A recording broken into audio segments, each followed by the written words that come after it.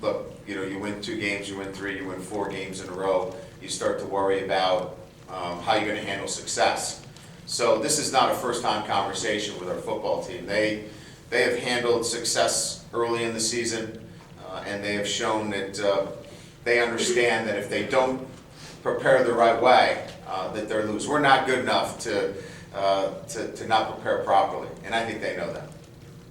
And you've talked about, avoiding letdowns before, but a lot of good teams have had the letdowns.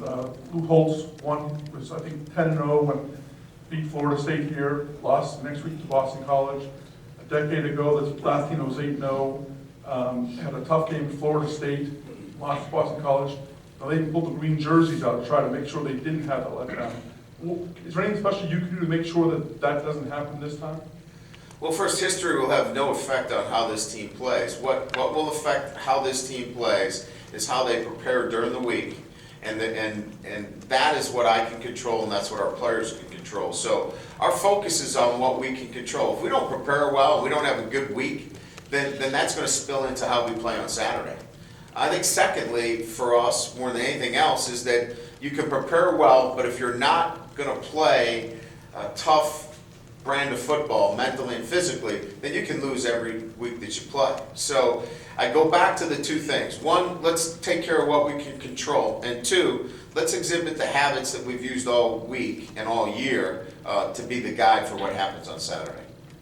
And can you use that 2002 team and all? Say, look, this is what happened. They were the same place you were. They had a 3-game stretch. Everybody thought would be, somewhat easy 3-game stretch. Can you use that and say, don't let this happen to us?